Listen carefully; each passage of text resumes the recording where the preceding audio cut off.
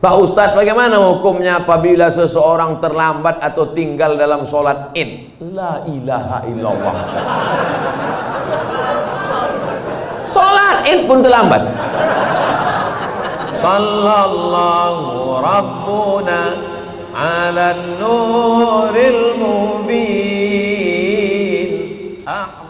Pak Ustadz, bagaimana hukumnya apabila seseorang terlambat atau tinggal dalam sholat id? La ilaha illallah.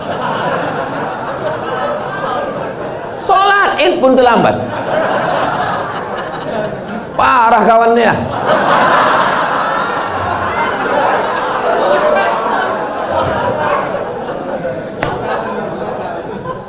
Soalnya saya dikasih tahu sama Ustadz Iqbal, kata dia, kita ini mau ke masjid yang paling ramai sholat subuhnya.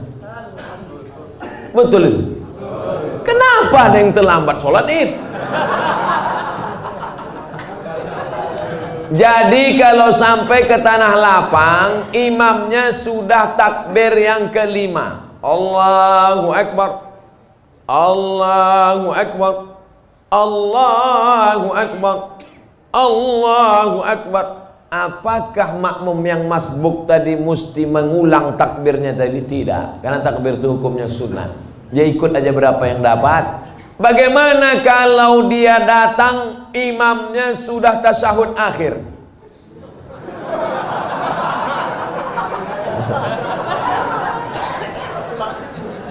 Udah hampir terbuka mulut imam. Masuk dia. As kata imam. Masuk dia. Maka dia habis salam itu tegak, dibuatnya takbir 7 dengan 5. Sendiri dia. Sampai dia ke tanah lapang itu orang sudah habis. Macam mana dia mau sholat Pak Ustadz? Dicarinya tanah lapang lain yang belum sholat. Kau dengar-dengar di mana masih ada yang belum sholat. Kau gaslah ke situ. Ternyata seluruh Medan sudah sholat. Maka dalam kitab Al-Um Indo Fikih ditulis oleh Imam Muhammad Idris Asy-Syafi'i, meninggal tahun 204 Hijrah. Kata Imam Syafi'i dalam Al-Um, boleh sholat sendirian. Tapi mazhab Hambali tak setuju. Mazhab Syafi'i dalam kitab Al-Um boleh sholat sendirian. Bagi yang musafir, kemarin ada yang WA saya, Ustadz, saya pulang kampung naik pesawat, apakah saya nanti sampainya sekitar jam sekian gak ada sholat id lagi? Sholat sendirian menurut pendapat mazhab Syafi'i. Allahu Akbar, Allahu Akbar, Allahu Akbar. Bantailah dari azan maghrib tuh di Pekanbaru sampai jam 2 malam. La ilaha. Oh, saut suara.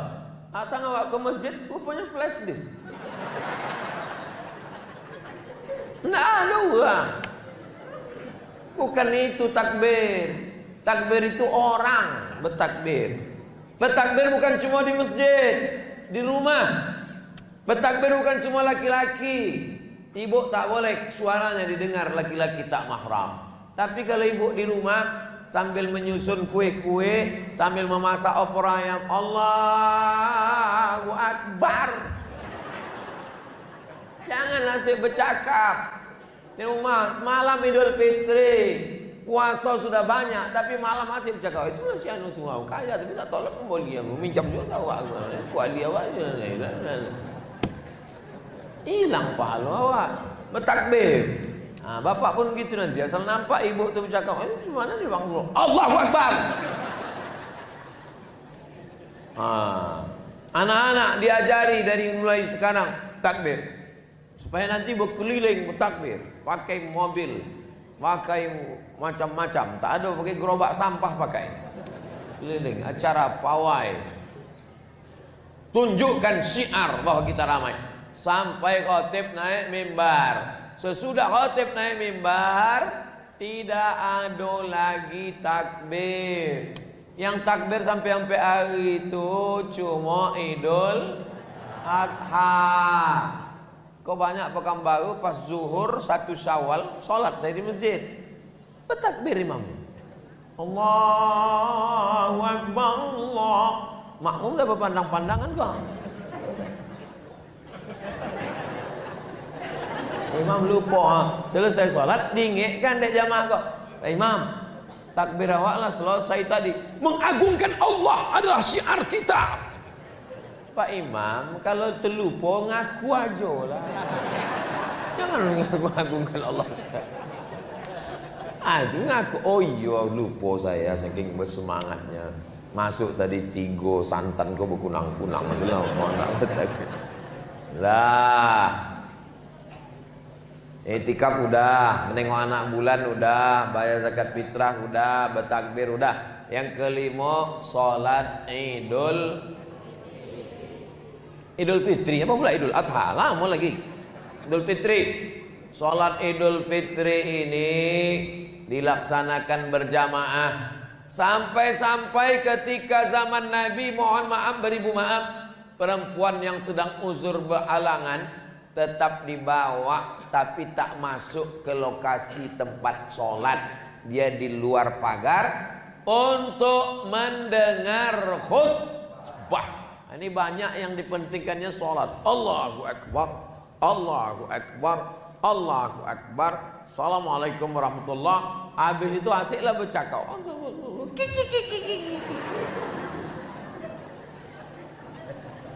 Intinya bukan pada 2 rakaatnya itu. Intinya adalah mendengar khutbah. Ada orang yang tak pernah datang ke pengajian, tak pernah datang majelis taklim, tapi pas Idul Fitri datang. Itulah digas. Maka khotib pun cari yang suaranya menggelegar. Keluar sikitlah modal masjid, sewalah sound system macam Masjid Ar-Rahman nih, gelegar dia. Jelas suara saya bu?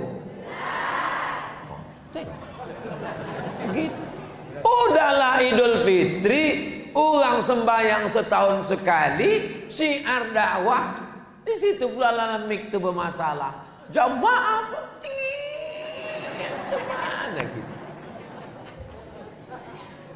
Jangan lagi Idul Fitri masjid ikos tumpuk, masjid ikos tumpuk, masjid ikos tumpuk. Idul Fitri itu syiar di tanah lapang.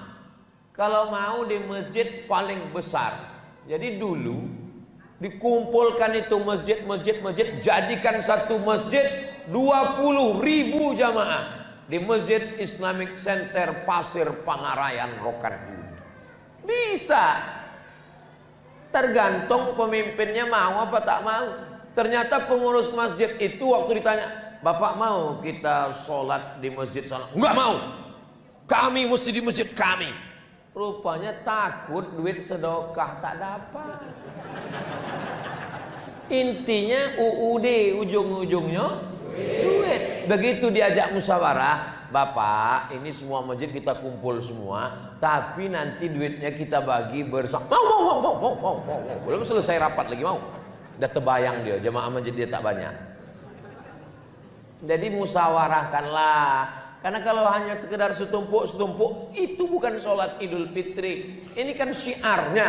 Ada pesan-pesan penting yang mau disampaikan. Kumpullah, cari tanah lapang. Ya kalau hujan Pak Ustadz, pawang kan banyak.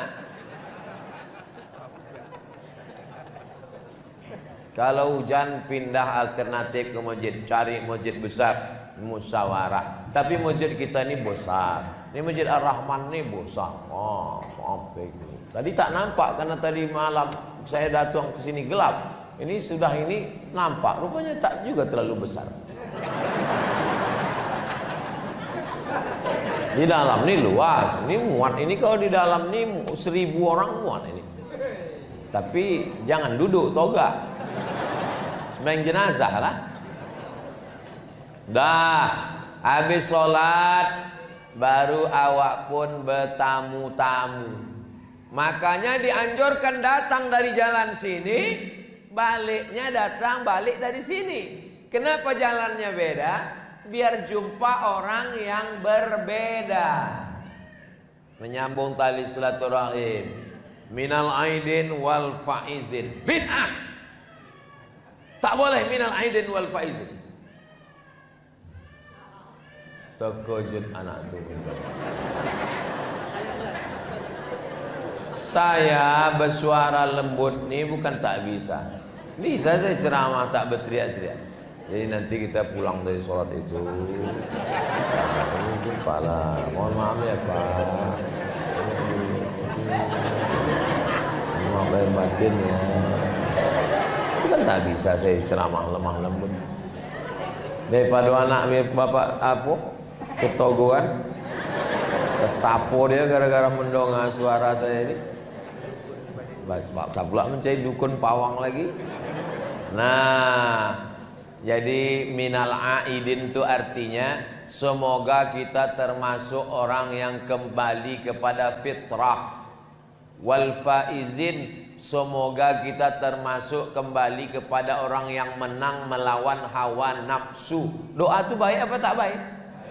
Baik.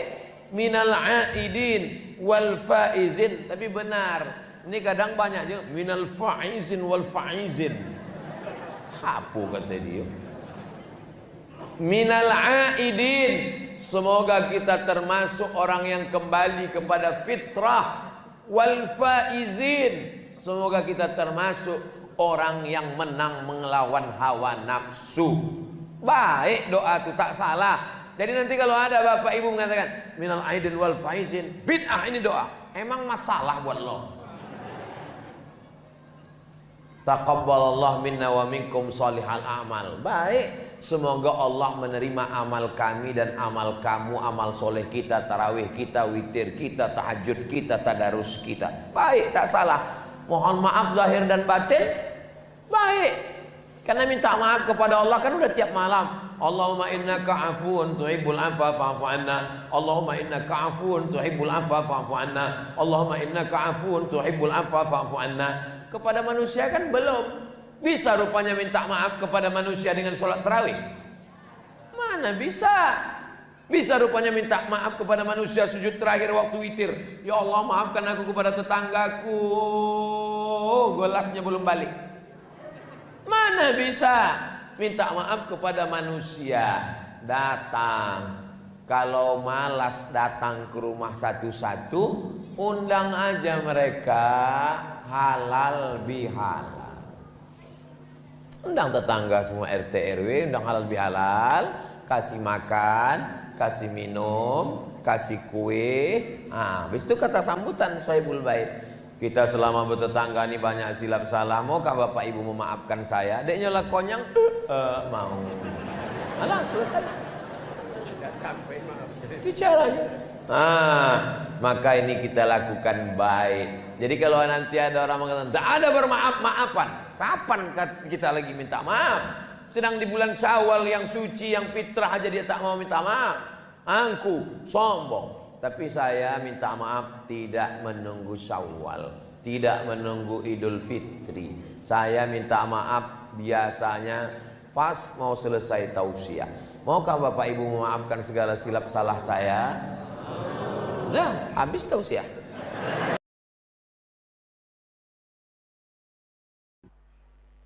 Bagaimana sikap istri terhadap suami yang sering diingatkan untuk sholat tapi tak dihiraukan? Kadang bermada keras dan buat hati sedih. Saya ceramah ke satu tempat. Ketemu sama suami bapak-bapak pakai jaket kulit, celana jeans, kumis melintang. Kalau kebetulan sama sifatnya macam suami ibu, kesamaan hanya kebetulan saja. Isi di luar tanggung jawab panitia. Cemana ceritanya bapak taubat, Pak? Saya ini orangnya jahat, Pak Ustadz. Saya ini taubat dalam hati saya. Ini pasti taubatnya karena dengar ceramah Ustadz Somad ini. Saya ini taubat karena istri saya, Pak Ustadz. Malam, dia ngomong begini, Pak Ustadz. kalau abang mati nanti gimana? Ustadz Somad bercakap 1 jam tak masuk ke hati orang.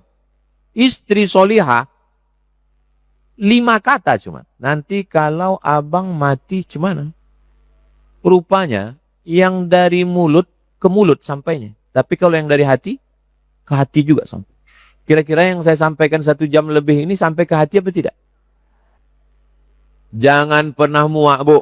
Jangan pernah bosan untuk menasehati. Ibu suaminya nggak sholat. Nggak sholat, Pak Ustadz. Kok bisa nggak sholat? Karena dulu kami sama-sama nggak sholat. Tapi kemudian saya merasa kita ini akan mati. Saya tobat, saya hijrah.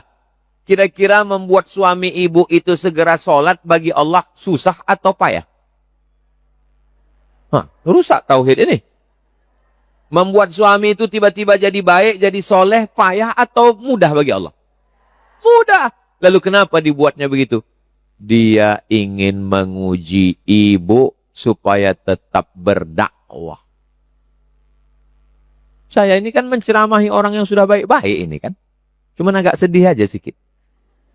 Tapi ibu menceramahi orang bukan dengan tablik akbar pengajian. Mengajak. Sembayang bang, sembayang bang. Sambil masak sahur. Sepohon kayu daunnya rimbun. Kalau abang mati ku belaki lagi. Apa kau bilang katanya? Sakit kali hatiku dengannya. Sembayang laku kalau gitu kan. Ad-doa silahul mu'min. Ada yang lebih hebat daripada cakap. Apa dia? Doa. Mudah-mudahan ibu panjang umur, sehat badan, ada rezeki bisa pergi umroh. Nanti waktu umroh itu tawaf sunat sekali. 7 putaran itu doanya 1 saja. Lakiku sembayang, lakiku sembayang, lakiku sembayang, lakiku sembayang, lakiku sembayang, lakiku sembayang, lakiku sembayang, lakiku sembayang, lakiku sembayang, lakiku sembayang, lakiku sembayang, lakiku sembayang. 7 putaran tuh doanya tak usah ganti-ganti. Lakiku sembayang, lakiku sembayang. Ditanya kawan, kita udah putaran keberapa? Lakiku sembayang, lakiku sembayang, lakiku sembayang, lakiku sembayang, lakiku sembayang, lakiku sembayang. Ditanya orang, kau doa kau tadi dari tadi lakiku sembayang? Iya. Lakiku pun gitu juga. Ayo kita sama. Lakiku sembayang, lakiku sembayang, lakiku sembayang. Kenapa Allah buat kita sedih? Supaya sujud kita lebih lama.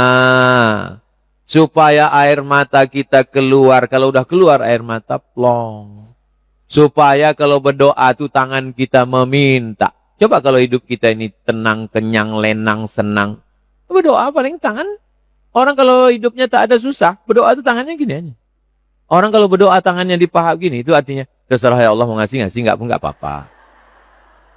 Jadi kalau kita sedang susah, serius kita berdoa, ya Allah, tolong ya Allah. Itu gunanya. Kadang kita tengok air ini tenang, tapi sebetulnya air beriak tanda. Ada orang yang kita tengok tenang, tapi sebetulnya enaklah Ustadz. Ustadz pergi ke sana, pergi kemari, jalan sana, jalan sini. Aku nggak bisa Pak Ustadz, aku punya masalah, aku cuma di rumah aja. Apa masalahmu? Keningku berbisul Pak Ustadz. Aku malu jumpa orang, jadi aku di rumah aja. Jadi disangkanya yang pergi-pergi itu tak berbisul. Kata yang pergi itu, aku berbisul juga. Itulah maka aku dari tadi tak duduk. Rupanya bisul dia di... Setiap kita ini punya masalah. Betul? Istrinya baik, lakinya Fir'aun. Laki baik, bini, sundil bolong, nyiblorong, suster ngesot. Saya heran, entah kenapa hantu tuh banyak perempuan. Nyiblorong, sundil bolong, mak lampir, suster ngesot, nenek sihir. Heran deh, kok banyak. Ini diskriminatif ini. Hantu laki-laki cuman genderuwo. Hah? Kolor hijau? Jadi apa tadi pembahasannya? Hah?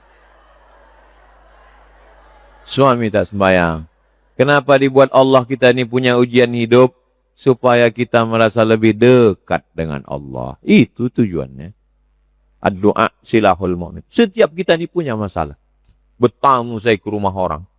Kaya. Semua tamu yang masuk ke rumah itu macam menengok kucing Anggora.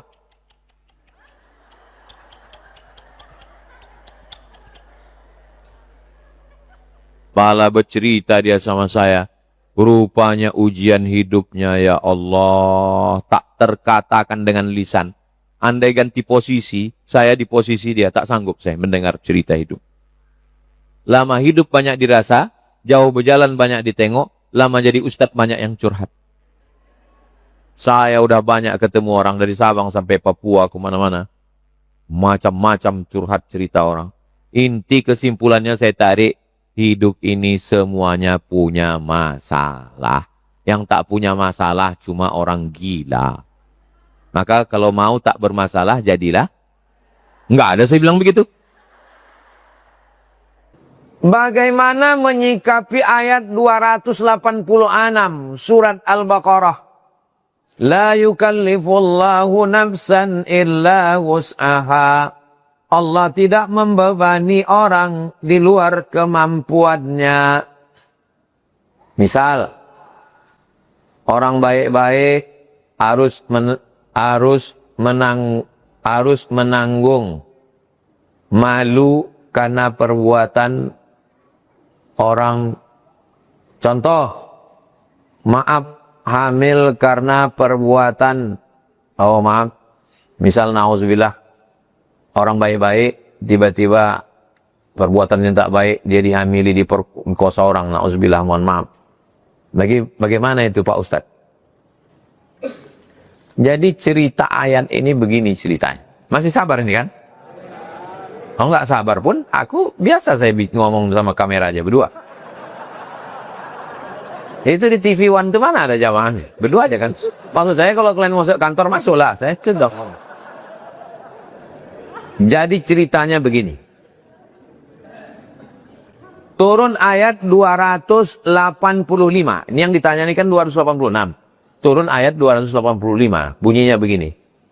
Lillahi ma fis samawati wa ma fil ard. Wa in tubdu ma fi anfusikum. Kalau kau nyatakan apa yang ada di dalam hatimu, kau cakapkan apa yang ada di hatimu, au tukhfuhu, atau kau diam, yuhasibukum bihillah, kau tetap dihisab, tetap dihitung. Duduk kita pinggir jalan. Nampak orang besar pakai baju kekecilan. Orang kecil pakai baju kebesaran. Macam saya tadi lah. Orang kecil pakai. Pasti terlintas di pikiran kalian kan? No? Macam dalam kelambu Ustaz nih kita. Itu berdosa itu. Berdosa. Karena bunyi ayatnya. Wa in tubdu ma fi anfusikum. Kalau kau cakapkan. Au tukhfuhu. Atau kau sembunyikan. Yuhasibukum bihillah. Kau tetap dihisab, tetap dihitung. Berat atau tak berat? Berat. Berdatanganlah sahabat ini ke Nabi. Ya Rasulullah, kalau begini, semua yang kesimpan di hati yang tak tercakapkan pun dihisab juga. Kami tak sanggup ya Rasulullah. Tak sanggup kami hidup kalau begini. Turunlah ayat 285. Turunlah ayat 286. La yukallifullahu nafsan illa. Itu kronologis asbabun nuzul ayat ini. Apa kata Allah? Kalau yang terlintas dalam hati selama tak kau cakapkan, maka tidak dihisab. La yukallifullahu nafsan illa usaha. Itu konteks ayat ini. Tapi pertanyaan ini tak salah. Ini yang bertanya ini orang yang ngaji. Ini yang bertanya ini mengaji. Memang beginilah mestinya pertanyaan itu. Berkualitas, bergizi dia.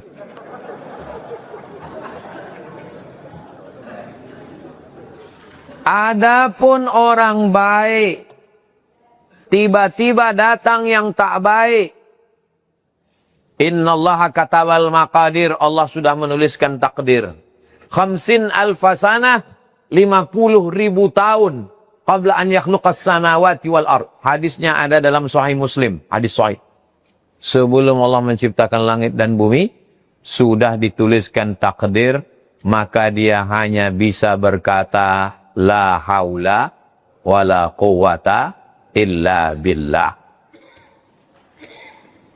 Pada perkara-perkara yang kita tak bisa memilih, maka kita serahkan pada takdir Allah. Pada perkara yang kita bisa memilih, maka ada usaha dan ikhtiar namanya. Saya mau ceramah berdiri atau mau ceramah duduk. Itu bisa milih atau tak bisa? Bisa. Kalau saya mau, saya berdiri. Kalau saya mau, saya duduk. Itu kan pilihan. Tapi pada perkara yang tak bisa memilih, orang baik jadi korban perkosaan, maka tidak ada jalan lain kecuali menyerahkan pada takdir. Datang ke masjid PTPN 4. Diletakkannya motor di bawah pohon. Dikuncinya stangnya, dikuncinya rantainya, dikeluarkannya pula rantai besi. Dikuncinya ban motor itu ke tiang. Ke pohon kayu yang ada di bawah. Selesai sholat tarawih, ditengok, pohon kayu itu pun disinsu orang. Apa yang bisa dia katakan? La haula wala quwata. Ini takdir. Tapi orang yang datang ke cicilan, gara-gara sibuk scroll-scroll, ditinggalkannya kunci di situ. Lalu ngadu dia, Pak, hilang motorku. Cemana kejadiannya? Kau kunci? Ku tinggalkan. Mampuslah kau. Kurang usaha. Ada ikhtiar. Anak baik-baik. Datang dari kampung. Tinggal di kos-kosan. Sengaja di kos-kosan satu kampung. Pakai hijab. Orangnya baik. Tidak pacaran. Malang tak dapat ditolak. Untung tak dapat diraih. Nauzubillah. Tiba-tiba balik malam datang geng motor. Nauzubillah. Terjadi macam yang terjadi. Takdir. Tak terelakkan. Tapi dengan penuh kesadaran, baru semester 1 udah 3 pacarnya. Salome. Balik ke kampung mengandung. Marah orang tuanya. Kok bisa kau mengandung? Apa kata dia? Takdir ya. Takdir kepala tuh kau katanya. Jelas? Ada perkara-perkara yang kita memang tak bisa memilih hidup ini. Menjadi orang Jawa, Batak, Sunda, Bugis, Mandailing, Melayu, itu kita memilih atau tak memilih? Emang kalau lagi puasa ini susah konsen memang. Menjadi orang Jawa, Banjar, Bugis, Afrika, Cina, itu kita bisa memilih atau tak bisa memilih? Mana bisa kita memilih?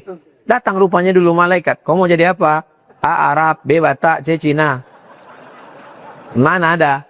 Makanya kita tak boleh mengejek orang karena sukunya. Karena itu bukan pilihan. Beragama ini pilihan atau keterpaksaan? Pilihan. Pakai akalmu, pakai pikiranmu. Kau gunakan. Habis itu kau bersyahadat, membaca, mendengar. Bingung saya menonton channel mana? Tontonlah channel Ustaz Abdul Somad Official. Subscribe, like, share, and comment. Suami saya sudah mengecapkan talak kepada saya. Tapi suami tidak merasa mengucapkan. Berarti dia amnesia. Dan sekarang saya sudah pisah rumah 2 tahun. Suami tetap nggak mau ngurus cerai. Sekarang apa yang harus saya lakukan, Pak Ustadz? Kalau padi, katakan padi, supaya jangan tetampi-tampi. Kalau jadi, katakan jadi, supaya jangan tenanti-nanti. Coba malam nanti, jam 2 malam, duduk di sajadah. Setelah sholat, zikir, tenangkan, matikan semua kipas, AC, sunyi, sepi. Tanya lubuk hati paling dalam, mau balik apa tidak? Kalau mau balik, baliklah dengan baik. Kalau tak balik, bunga bukan setangkai, kumbang bukan seekor, patah tumbuh hilang berganti, hilang satu tumbuh 1000. Paham? Nanti malam, jam 2, tolong ibu yang lain miss call biar bangun deh. Itu guna kita berkomunitas ini. Jadi komunitas ini tolong diangkat 1 orang untuk membangunkan. malam ini ibu ya, malam besok ibu, namanya tahajud call. Nah, jadi dia meng-call aja, bangun, bangun, bangun. Habis itu dia pun tidur. Jangan dengarkan cakap orang. Karena orang ini tak semuanya sepaham mengerti. Kita lah yang paling paham. Jadi kalau kata hati di dalam balik, baliklah. Jangan malu bilang sama dia.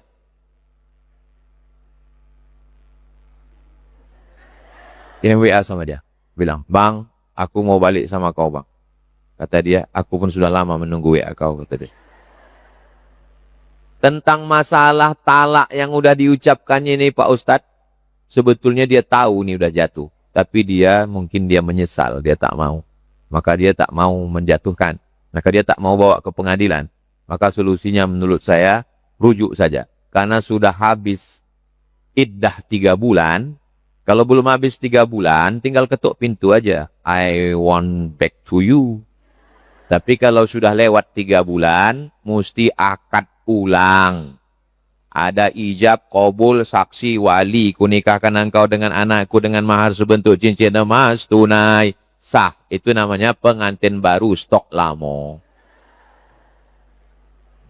Jelas? Jika kita sedang musafir, ingin menjamak dan qasar solat. Ketika masuk zuhur kita mampir di masjid. Di masjid itu akan melaksanakan solat zuhur sesama muqim. Apakah boleh kita solat zuhur bersama imam muqim? Boleh. Imamnya muqim, makmumnya musafir. Maka ikut imam 4 rakaat. Zuhurnya 4 rakaat ikut imam. Tapi niatnya jamak qasar, jamak takdim. Nanti salam imam, dia berdiri iqamat, dia sholat asarnya 2. Atau dibalik. Misalnya saya mau pergi ke Dumai. Pas sampai di simpang tol, berhenti saya di masjid. Nampak orang itu. Nampaknya katanya, Ustadz lah maju Pak Ustadz. Gue bilang, saya musafir. Nggak apa-apa Pak Ustadz. Maju saya. Maka saya jadi imam 2 rakaat. Makmumnya 4. Begitu saya salam, Assalamualaikum warahmatullahi wabarakatuh. Assalamualaikum warahmatullahi wabarakatuh. Makmum tuh jangan ikut salam. Kau kan mukim. Aku berdiri, tambah 2 lagi. Karena dulu pernah waktu saya sedang ceramah jadwal hari Rabu di An-Nur, imamnya dari Palestina. Waktu itu ada seminar imam-imam internasional. Maju imam Palestina itu ke depan. 2 rakaat salam dia. Dia musafir, makmum tuh bingung. Sebagian salam, sebagian berdiri, sebagian menengok. Maka saya tulis di Riau Pos. Langsung hari itu juga saya tulis di Riau Pos.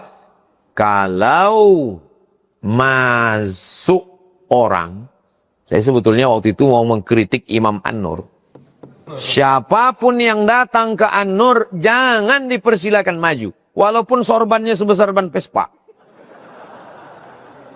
Karena sudah diangkat di situ imam, namanya Imam Ratib. Kurang hebat apa ulama-ulama Al-Azhar Kairo Mesir itu?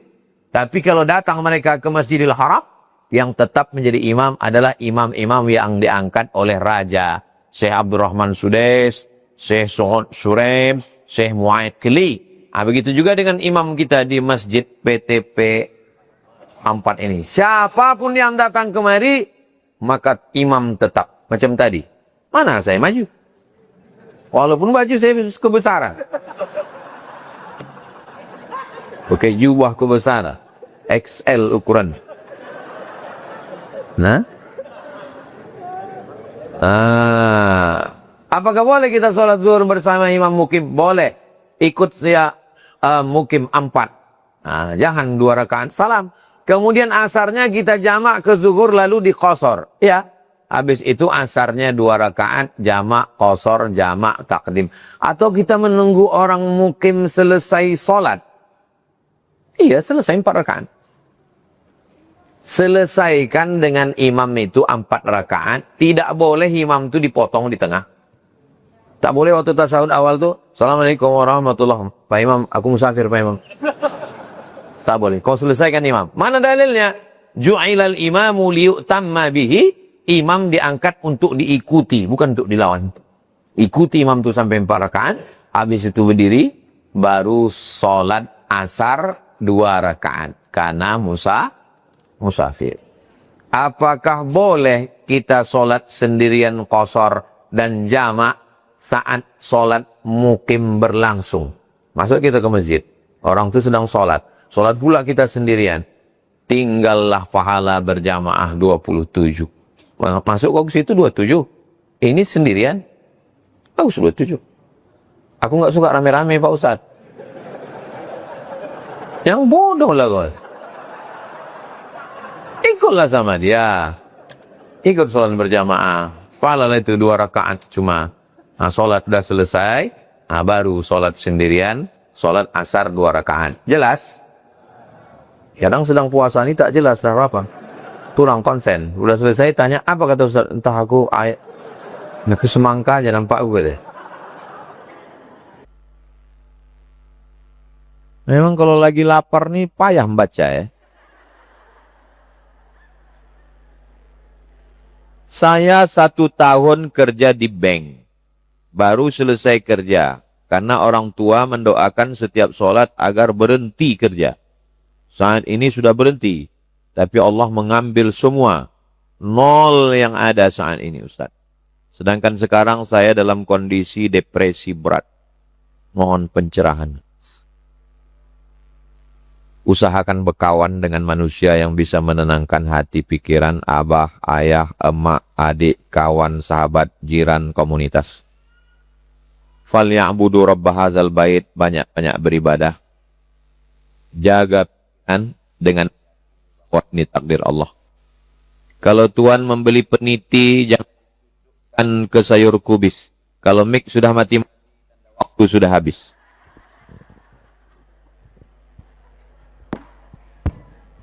Jaga pikiran, meyakini ini takdir Allah. Jaga hati dengan tetap terus berzikir. Membuat yang tak ada menjadi ada, Allah sanggup. Membuat yang ada menjadi tak ada, Allah sanggup. Tak ada yang sulit bagi Allah. Innaka ala kulli syai'in. La ilaha illallah wahdahu la syarikalah. Lahul mulku wa lahul hamdu. Yuhyi wa yumit wa huwa ala kulli syai'in qadir.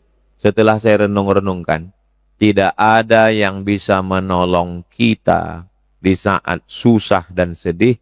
Satu-satunya pertolongan hanya Allah. La haula wa la quwata illa billah. InsyaAllah, kalau kita selalu berjamaah membetulkan hati kita, Allah akan lepaskan kita dari segala kesulitan ini insyaAllah. Amin ya Rabbal. Bolehkah hadis palsu dijadikan motivasi beramal? Yang boleh dijadikan motivasi beramal hadis dhaif. Hadis palsu tak boleh sama sekali. Contoh hadis palsunya, siapa yang gembira menyambut Ramadan, maka diharamkan Allah jasadnya dari api neraka. Tak boleh disampaikan. Hadis palsu hanya boleh disampaikan sebagai contoh. Boleh. Contoh hadis palsu. Itu boleh. Man fariha bidukhuli Ramadan, haramallahu jasadahu 'alan niran. Sudah saya tulis itu di Riau Pos. Tinggal tulis saja di Google itu. Kalau mau nyari tulisan saya tentang hadis palsu, Riau Pos. Habis Riau Pos, UAS, hadis palsu. Hadis palsu. Riau Posnya dulu, habis itu UAS, hadis palsu. Keluar. Tulisan saya di Riau Pos tentang hadis palsu, saya tulis tanggal 19 Juli 2013.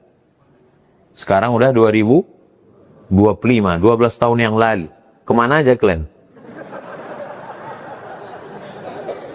Udah 12 tahun yang lalu ku tulis sudah. Nanti tolong buka, share. Share, tulis. Bagi yang bingung mau menonton apa, tulis aja di Google. Tulisan, kalau tulisan, buat Riau Pos, UAS, hadis palsu. Kalau di YouTube, tinggal aja tulis. Apa yang mau dicari? Tentang hadis palsu, UAS hadis palsu. Tentang aliran sesat, UAS sesat. Keluar, gitu cara nyarinya. Udah saya tulis nggak keluar Pak Ustadz, paket hadis. Bagaimana Ustadz? Ada yang mengatakan boleh kalau tidak dinisbatkan ke Nabi. Kalau tak dinisbatkan ke Nabi bukan hadis namanya. Kalau ada orang mengatakan hadis, hadis itu berarti ma udhifa ila Nabi sallallahu alaihi wasallam min qaulin aw fi'lin aw taqririn aw sifati khalqiyatin wa khuluqiyatin, itu hadis. 5 perkara yang dinisbatkan kepada Nabi itu hadis. Yang pertama qaul, ucapan, cakap Nabi. Yang kedua fi'il, perbuatan Nabi. Yang ketiga takrir, ketetapan Nabi. Yang kelima sifat fisik Nabi. Yang keenam bawaan Nabi. 5 ini disebut dengan hadis. Saya tidak nisbatkan ke Nabi, berarti bukan hadis. Apa namanya? Mana aku tahu? Menurut kata-kata hikmah, menurut guru saya, yang kau bilang hadis. Karena kalau hadis itu berarti ucapan, perbuatan, ketetapan, sifat fisik, dan bawaan Nabi.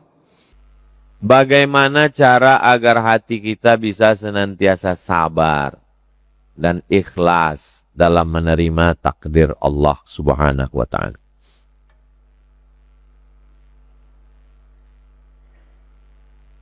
Innallaha katabal maqadir, Allah sudah menuliskan takdir 50 alfasanah, 50.000 tahun. Qabla an yakhluqas samawati wal ard, sebelum Allah menciptakan langit dan bumi. Saya tanamkan dalam diri saya bahwa orang tua saya itu sudah dituliskan, dipinjamkan Allah ke saya. Kau hanya serumah sama dia 11 tahun aja, Somad. Kau pulang ke Pekanbaru 2008, dia meninggal 18 Maret 2019. Hanya 11 tahun aja. Itu sudah tertulis di Lauhil Mahfuz. Terlalu tajamkan dalam pikiran. Saya Pak Ustadz, tahun ini saya pulang kampung Pak Ustadz. Umur emak bapak berapa? Umur emak saya 80 Pak Ustadz. Dalam hati saya, kok 80? Berarti dia masih hidup sekarang. Tapi cara Allah itu menegur saya, pas saya ceramah ketemu. Ustadz, tolong foto dengan anak ini Pak Ustadz. Anak ini kelas 5 SD, maknya baru meninggal kemarin. Oh, Allah sedang negur saya. Kau sedih, padahal kau bisa hidup serumah sama dia 11 tahun. Ini anak ini kelas 5 SD, maknya udah meninggal. Begitu cara Allah mempermainkan perasaan. Yang pertama, yakini bahwa ini adalah takdir Allah Subhanahu wa ta'ala. Yang kedua, wasta'inu bis sabri wassalah, sabar. Sabar itu artinya apa? Tahan. Tahan mulut, jangan sumpah serapah caci maki. Tahan hati, jangan macam-macam. Wassalah, salat. Inna salati wa nusuki wa mahyaya wa mamati lillahi rabbil alamin. Lakiku dilarikan pelakor Pak Ustaz. Kalau terjadi sesuatu yang jelek menurut engkau, padahal engkau sudah buat baik, itu adalah doamu setiap subuh yang dikabulkan Allah. Doa mana? Allahumma hdina fiman hadait, wa afina fiman afait, wa tawallana fiman tawallait, wa barik lana fima a'tait, wa qina birahmatika syarrama. Boleh jadi itu takdir buruk yang dijauhkan Allah dari. Saya sudah baik kok dibencinya Pak Ustadz, dia kok fitnah saya. Boleh jadi dia adalah takdir buruk yang engkau diselamatkan Allah. Kita selalu pada Allah ini husnuzon pada Allah SWT. Itulah cara kita menerima takdir. Nanti setelah kita semuanya masuk surga, amin, dicari Allah. Maza turidun. Maza turidun itu kalau bahasa kampung kami, what do you want? Nah, apa wang? Kalian penghuni surga mau apa lagi? Kalian udah masuk surga? Apa kata penghuni surga? Kami sudah masuk surga, sudah dapat nikmat. Tapi ada satu yang kami belum dapat. Apa dia? Ridhaka. Kami belum dapat ridhamu. Apa kata Allah? Yang dapat ridhaku cuma satu. Siapa itu? Orang yang ridho menerima takdir. Makanya dalam doa waktu tawaf bukan minta surga, minta ridho. Allahumma inna nas'aluka ridhoka wal jannah. Minta ridho dulu apa minta jannah? Minta ridho. Karena kalau dapat ridho pasti dapat jannah. Tapi kalau dapat jannah belum tentu dapat. Ada pula bapak-bapak, saya dapat dua-duanya Pak Ustaz. Maksud bapak, yang pertama namanya ridho, yang kedua jannah. Mudah-mudahan kita mendapatkan ridho Allah karena ridho menerima takdir Allah. Apakah engkau tahu dapat Lailatul Qadar? Tidak. Apakah engkau tahu dapat haji mabrur? Tidak. Apakah kau tahu dapat taubat nasuha? Tidak. Tapi aku tahu aku diridhoi Allah. Dalam kitab Risalah Qusyairiyah. Dari mana kau tahu dapat ridho Allah? Ketika aku ridho menerima takdir Allah, disitulah Allah ridho kepada. Doakan supaya saya juga bisa menerima ridho menerima takdir Allah. Paling berat hidup ini adalah menerima takdir Allah. Apakah ketika kita sholat duha jam 11-an atau sholat 4.30 itu dianggap melalaikan? Tunggu dulu. Satu-satu dulu. Sholat duhanya dulu. Sholat duha jam 11-an. Sholat pagi ini dibagi 3. Ketika matahari terbit lewat 12 menit. Misalnya matahari terbit sekarang jam 6.15. Tambah 12 menit. Berarti 6.27. Maka itu disebut dengan sholat sunat isyraq namanya. Sholat sunat isyraq. Kalau cukup 3 syarat. Sholat subuhnya di masjid, berjamaah, duduk berzikir mengingat Allah sampai terbit matahari, lewatkan 12 menit. Dari mana datang 12 menit itu? Setinggi galah matahari. Matahari naik setinggi galah menurut ilmu astronomi diukur 12 menit. Maka itu namanya sholat sunat isyraq. Kalau dilaksanakan tidak cukup 3 syarat. Sholatnya tidak ke masjid. Kalau tak sholat sama sekali Pak Ustaz, itu lain cerita. Sholat tak di masjid, misalnya sholat di rumah. Kemudian dia tidak i'tikaf di masjid sampai terbit matahari. Itu namanya sholat duha. Kalau dilaksanakan ketika anak onta tak bisa menempelkan perutnya ke pasir. Kenapa Nabi pakai istilah-istilah galah? Anak onta tak bisa menempelkan perut ke pasir. Karena waktu itu belum ada jam. Itu yang gini. Makanya dia pakai cara. Ketika matahari setinggi galah, maksudnya 12 menit. Ketika anak onta tak bisa menempelkan perutnya ke pasir, maksudnya ketika panas mulai menyala. Pasir itu mulai panas karena matahari. Agak-agak kira-kira jam 10, jam 11. Sampai 10 menit sebelum azan zuhur. Jadi masih boleh duha jam 11 sampai 12.20. Masih bisa. Salat apa namanya? Salat awwabin. Dalilnya dalam Sahih Muslim. Salatul awwabin hina tarmidul fisal. Salat awwabin ketika matahari memanasi pasir, onta tak bisa menempelkan perutnya ke pasir. Jadi salat pagi itu 3. Ketika matahari setinggi galah, salat isyraq. Kalau cukup 3 syarat, habis itu duha. Dan ketika panas namanya sholat awwabin. Boleh dibuat 3-3-nya? Boleh. Jadi kalau saya sholat jam 11, sholat awwabin. Sholat jam 4.30. Sholat tahajud jam 4.30. Sampai azan subuh berkumandang. Masih bisa sholat. Tapi yang jadikan patokan jangan azan. Waktu masuk. Karena kalau azan, bisa aja pengurus RT melarang muazin kan. Jangan kau azan, aku mau tahajud dulu kan.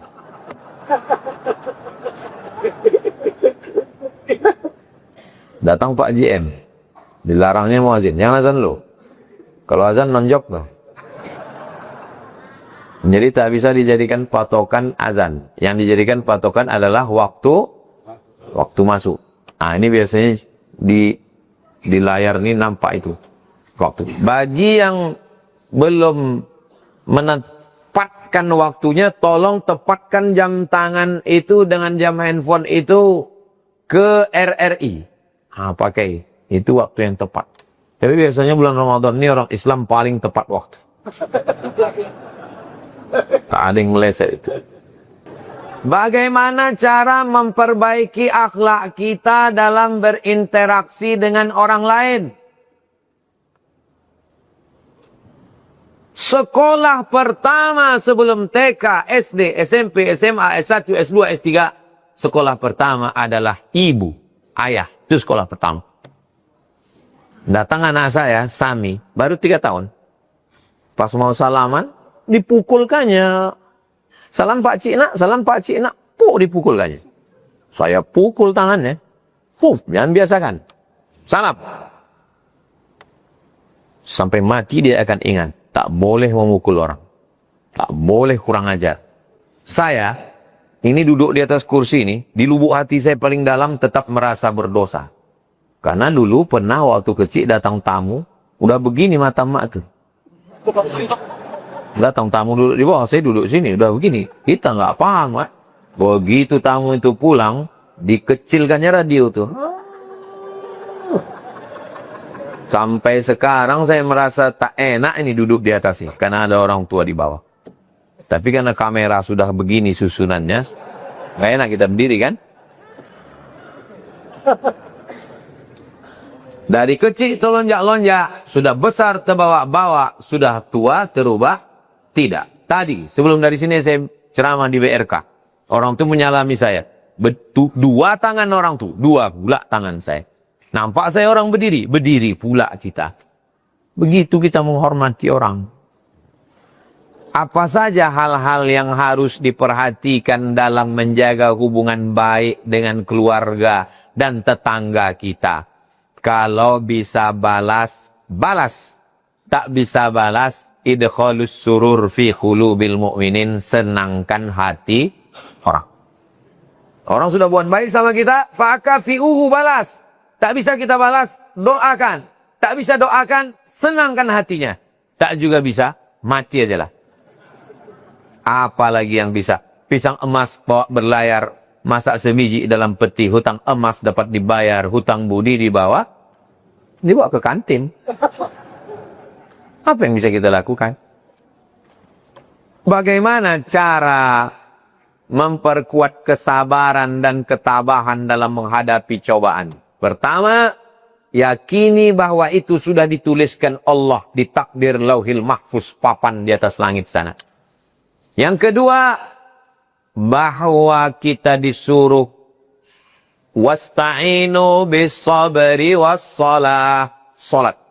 Begitu kita sedang diuji, langsung ambil wudu, salat. Kalau kebetulan pagi, duha. Kalau kebetulan malam, tahajud.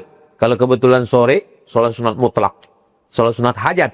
Usolli sunatul hajat, kasih aku sabar ya Allah. Lillahi ta'ala. Yang ketiga, yakini bahwa pahalanya unlimited. Innama yuwaffas sabiruna ajrahum bighairi hisab. Ujian-ujian yang kita hadapi ini dikasih Allah ke kita supaya sujud kita lebih lama. Ini kalau tak ada ujian hidup ini, sujud kita ini macam stempel pos.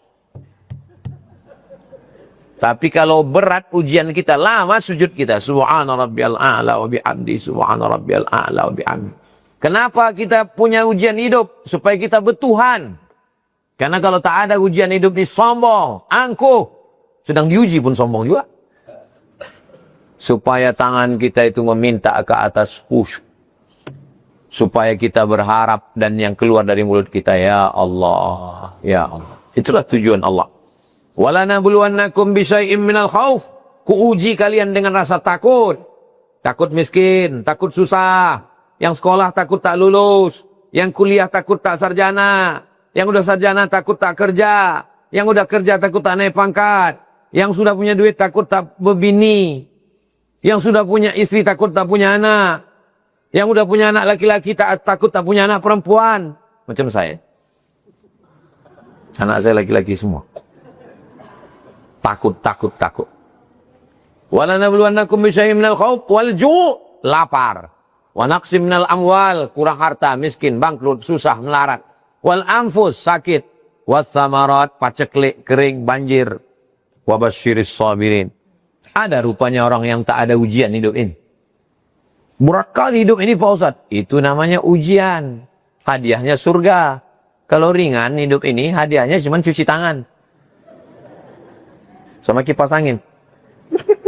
Makanya kita diminta istiqomah. Karena berat itulah istiqomah. Kalau ringan namanya istirahat. Boleh ditulis untuk bagi yang ada usaha sablon baju boleh buat. Karena berat istiqomah. Kalau ringan istirahat. Tapi baju-baju yang begitu jangan dibawa sholat tarawih. Tengok orang. Kertas terakhir. Tengok udah gak sabar orang ini udah. Kewajiban ibadah haji diwajibkan bagi orang yang mampu. Ustadz, saudara saya menurut saya sudah mampu menunaikan ibadah haji karena sudah memiliki rumah, mobil, harta. Tapi belum berangkat mendaftar untuk haji. Saat ini sudah meninggal. Apakah saudara saya dikatakan meninggal dengan keadaan kafir? Apakah menjadi kewajiban ahli warisnya untuk membadalkan hajinya? Man wajada sa'atan, siapa yang lapang rezekinya, falam yahuj, dia tidak berangkat haji, mata mitatan jahiliyah, matinya mati jahiliyah. Apakah kita bilang dia mati jahiliyah lalu kita tak ziarah? Kita husnuzon, mudah-mudahan dia husnul khatimah. Allahumma fillahu warhamhu wa'afihi wa'afu'an. Maka bagi anaknya, keluarganya yang mau menghajikannya, dibadalkan haji. Badal haji sampai menurut 4 mazhab. Paling tua Hanafi, nomor 2 Maliki, nomor 3 Syafi'i, nomor 4 Ambali. Cara membadalkannya, misalnya saya sudah haji, mau membadalkan almarhum, maka saya niatkan, aku niatkan haji ini untuk menghajikan almarhum. Bagi keluarga yang sudah haji. Bagi yang belum, tak bisa menghajikan orang yang sudah meninggal dunia. Perihal pajak, makin berat aja nih. PBB, pajak bumi dan bangunan, pajak STNK, dan harta lainnya dibebankan kepada pribadi. Apabila kita meninggal dunia dan kita tidak membayarkan, apakah beban pajak tersebut menjadi utang buat kita, Pak Ustadz? Pajak itu kesepakatan seluruh pemimpin di Indonesia mewajibkan pajak bumi bangunan, pajak kendaraan. Makan pun dipajak sekarang. Jangan banyak-banyak kalian makan. Yang semestinya kita tidak perlu bayar pajak saking banyaknya penghasilan Indonesia ini. Tapi karena kita sudah sepakat bayar pajak, bayarlah pajak. Orang bijak taat pajak. Saya ini bayar pajak ini. Yang kemudian pikir saya nggak bayar pajak. Datang orang pajak ke tempat saya. Ustadz, datang ke kantor pajak. Datang saya ke kantor pajak. Bayar pajak apa Ustadz? Pajak apa saya bilang? Aku udah tak PNS lagi. Pajak YouTube katanya. Oh, diintai orang tuh YouTube. Tahu kalian berapa dapat? 100 juta 1 bulan katanya. Semua hasil YouTube Abdul Somad, channel Ustaz Abdul Somad Official itu, sejak YouTube tuh ada sampai sekarang tak pernah kuambil seperak haram. Semuanya untuk pesantren, gaji guru, beli beras, bayar listrik, bayar air. Aku tak ngambil sedikit pun. Mau kalian kutip juga pajaknya, ambil lah bilang. Jadi Bapak Ibu yang bayar pajak, bayarlah pajak tepat pada saatnya. Jangan lupa, lapor SPT. Cuman kadang orang ini, kita yang susah-susahnya aja yang kutipnya, yang kaya-kaya itu dibiarkannya. Kutip semuanya pelayan pajak. Kalian yang berkhianat, berarti kalian mengkhianati negara. Karena rakyat-rakyat ini semuanya mengharapkan uluran pajak. Pajak-pajak lain sebagainya. Itu yang dapat saya sampaikan pada siang hari ini. Terima kasih segala perhatian. Mohon maaf segala kesilapan. Kita tutup dengan pantun penutup. Menangkap puyuh di Bukit Selasi. Thank you dan terima kasih. Di akhir majelis, mari kita berdoa. Semoga Allah dengan kesedihan itu kita masih lebih dekat dengan Allah. Supaya Allah melepaskan kita dari segala kesulitan, kesusahan hidup. supaya segala kesedihan kita ini dibalas Allah dengan amal-amal kebaikan. Ala hazihin niyah al-Fatihah.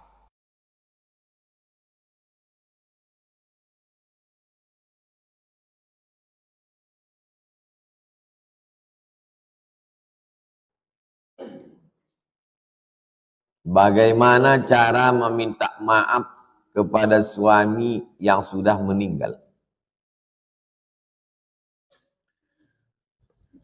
Apakah orang yang meninggal itu mati seperti matinya kayu nih? Orang menganggap kalau sudah meninggal tak bisa minta maaf lagi. Kenapa? Karena sudah mati.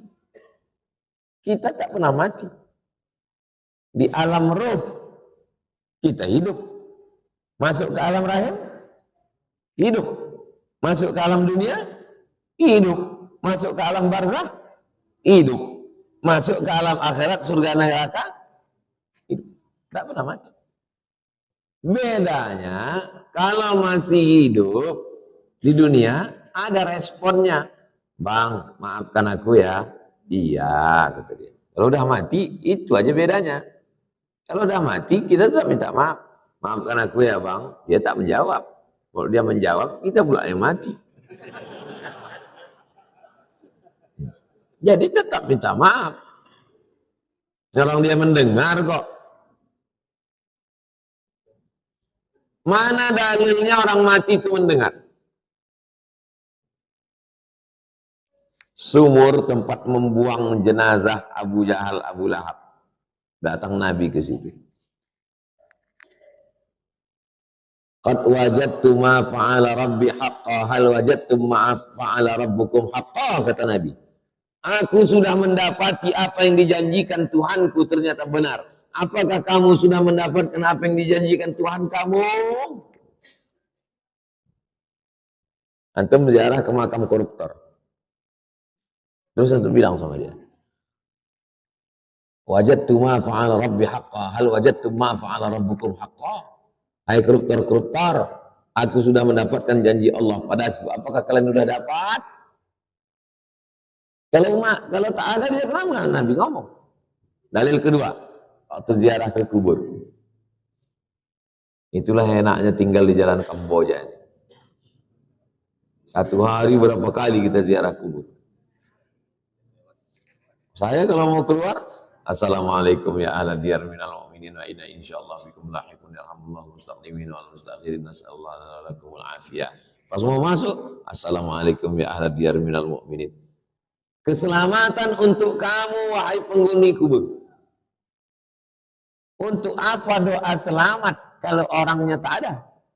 Itu menunjukkan mereka ada. Tak mungkin yang didoakan itu batu nisan. Tak mungkin yang didoakan itu bulu, bambu yang ada tumbuh di situ. Yang didoakan itu ada. Cuman bedanya orang hidup merespon, orang mati tak merespon. Malah kadang-kadang orang mati merespon, yang hidup tak merespon. Orang mati itu bisa datang melalui mimpi. Maafkan semua dosa-dosamu. Kalau mau baca kitab yang paling banyak tentang manamat, manam tidur, manamat tentang mimpi-mimpi, nama kitabnya Ruh. Sudah diterjemahkan bahasa Indonesia ROH, Roh. Nama penulisnya Imam Ibnu Qayyim Al-Jauziyah. Bermimpilah ulama, berjumpa dengan ulama. Macam mana keadaan kau di sana? Aku dibawa burung-burung surga terbang hinggap ke lampu-lampunya. Bermimpi seorang ulama berjumpa dia dengan kawannya suatu malam. Kata kawannya dalam mimpi itu, tolong kau datang ke rumahku, pergi ke dapur, di situ ada tembikar dari tanah liat, di dalamnya ada emas, tolong bayarkan hutang. Kesimpulan, didatangi kesimpulan, betul ada hutang si anu? Iya. Pergi ke dapurnya, ada emas di situ. Itu menunjukkan orang hidup sama orang mati masih berkomunikasi. Tapi tak bisa di-request. Itu aja bedanya. Kalau yang di-request pakai lilin, jelangkung, itu yang datang bukan rohnya. Itu jin qarin. Bukan ruh. Ruh manusia tak bisa dipanggil. Jangan nanti antum merasa saya sudah mati, antum panggil ruh saya. Dan cari keranjang arang. Ini bukan lilin. Datang suara, pas macam suara saya. Itu bukan ruh saya. Itu jin qarin. Jin qarin yang ikut waktu lahir orang, ikut dia satu jin. Qarin artinya selalu bersama. Mati orang, dia tetap hidup. Coba umur jin lebih panjang. Kenapa panjang umurnya Pak Ustadz? Dia tak kena diabetes. Dia tak kena serangan jantung. Orang sekarang bertanya yang tidak-tidak aja. Maka jawaban kita pun yang iya-iya aja. Iya lah, bertanya kenapa umur dia panjang. Panjang umur dia. Bisa dia masuk ke badan manusia. Berubah suara orang itu macam suara. Bisa pakai bahasa yang bukan bahasa dia. Nah, maka disangka orang itu roh. Roh tak bisa dipanggil-panggil. Dulu di Prancis ada tradisi memanggil roh. Waktu itu ulama dari Mesir karena berkelahi sama raja pergi ke Mesir. Namanya Syekh Muhammad Abduh. Meninggal tahun 1905 yang mendirikan Universitas Kairo.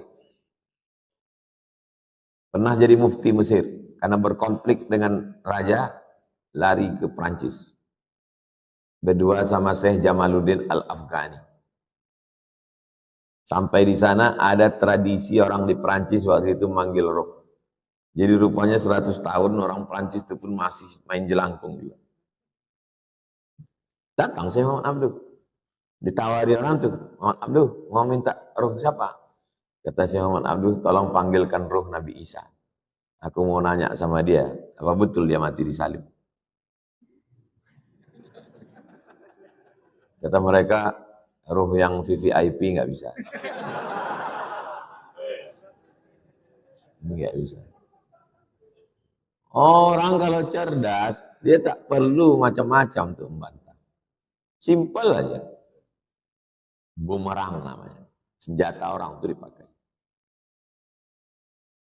Ada sebuah seminar tentang menyatakan apakah Syiah sudah ada di zaman Nabi. Narasumbernya Ahmad Dedat. Datang dia dibawanya sepatunya. Diletakkannya di meja. Meja narasumber. Sepatu letakkan. Tanya sama panitia, kenapa Tuan Syekh letak sepatu sini? Saya mendengar ada orang ngomong katanya, Syiah di zaman Nabi itu suka nyuri sendal. Mana ada Syiah zaman Nabi? Oh, udah selesai ya. Ini itu inti seminarnya. Jadi meminta maaf kepada orang yang sudah meninggal, kita tetap minta maaf. Maafkan saya. Masalah dia memaafkan tak memaafkan bukan urusan kita. Kepada orang hidup pun juga begitu. Yang penting kita minta maaf. Dia memaafkan tak memaafkan itu urusan dia. Urusan kita adalah minta maaf. Tapi jangan semua yang ada di pikiran kita itu kita cakapkan. Maksud saya datang kita bilang, aku minta maaf sama kau ya. Masalah kau maafkan tak maafkan itu bukan urusan. Makin mengamuk lah dia. Kita kalau minta maaf itu urus urusan kita, jangan urus urusan dia. Kita minta maaf kalau terkait masalah hutang bayar. Nah, setelah itu terserah dia. Mau dia maafkan atau tidak, itu urusan dia. Jangan urus urusan kita. Kalau ziarah kita ke kubur cemana? Pertama ucapkan salam. Assalamualaikum ya ahla diyar minal mu'minin wa inna insyaallah bikum lahiqun yarhamullahu mustaqdimina wal mustakhirin nas'alullah lana wa lakumul afiyah. Habis itu baca yang 10 tadi. Istighfar, Fatihah, Qul huwallah, Al-Falaq, An-Nas, Al-Baqarah pangkal sampai wa alaikumul muflihun, ayat kursi, ujung Al-Baqarah, salawat, la ilaha illallah. Ya Allah, sampaikanlah yang kubaca ini kepada almarhum. Hai fulan bin fulan, aku banyak silap salah, maafkan segala silap salah. Allahumma ighfir lahu warhamhu wa'afihi wa. Pada saat almarhum suami sakit, belum sempat minta maaf kepada suami, kepada ayah, kepada ibu, kepada abang, kepada adik, kepada saudara. Cuman beda alam. Kita alam dunia, dia alam barzakh. Barzakh itu artinya pemisah. Ini dunia, ini akhirat. Ini akhirat, ini dunia. Kita ini tidak disebut akhirat karena dunia belum kiamat. Dan dia pun belum disebut akhirat karena dunia masih ada. Pemisah antara akhirat dengan dunia namanya barzakh. Barzakh itu pemisah. Ini air sungai Siak. Ini air laut Selat Malaka. Air laut ini tak masuk ke darat. Air darat ini tak masuk ke laut. Ada pemisahnya. Maka tak asin air sungai Siak ini. Kalau tak ada pemisah masuk kemari asin lah ini, semua mati kita. Pemisahnya itu namanya barzakh. Bainahuma barzakhun la yabghiyan. Antara air laut dan air tawar ini ada barzakh, sehingga yang itu tak masuk kemari. Fabi ayyi ala'i rabbikuma, namanya alam barzakh. Dia pindah ke alam barzakh. Lebih lama di alam barzakh apa di alam dunia? Lebih lama di alam barzakh. Pergi kita ke Kuntu, tengok sebelah kanan sebelum jembatan. Syekh apa? Burhanuddin Kuntu. 1111. 1111. Berarti sekarang udah 2024. Sudah lebih 1000 tahun. 1000 tahun. Berarti di alam barzakh. Imam Al-Ghazali meninggal 505. Sekarang sudah 1445. Imam Syafi'i, Imam Nawawi 676. Sekarang sudah 1445. Berapa lama di alam barzakh? Pikirkanlah apa yang mengalir selama ribuan tahun. Imam Nawawi tidak pernah dunia ini kosong dari orang membaca kitab Riyadhus Shalihin. Memang dia tak ada anak, dia tak menikah, tak ada anaknya. Waladun Sholihun tak ada. Tapi kitab Riyadhus Shalihin dibaca orang seluruh dunia. Pikirkan apa yang mengalir selama di alam barzakh. Karena di alam barzakh jauh lebih lama daripada itu. Apa hukum orang berobat ke dukun tapi memintanya sama Allah? Dukun musyrik. Musyrik itu mempersekutukan Allah. Sekutu artinya Amerika, Inggris, Belanda, sekutu. Belanda kembali ke Indonesia dibonceng oleh sekutu. Sekutu artinya beramai-ramai. Maka Allah tak ada sekutu karena dia satu saja. Slogan negara Malaysia, bersekutu tambah mutu. Kalau kita bersama-sama, Allah tak bersama-sama, orang dia sendirian, wahdaniyah, qul huwallahu ahad.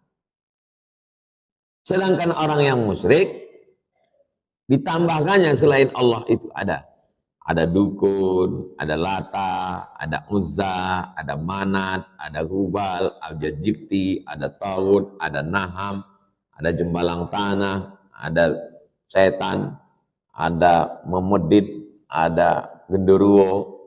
Maka orang yang meminta kepada selain Allah disebut dengan musyrik. Orang yang syirik amalnya gugur, mesti taubat.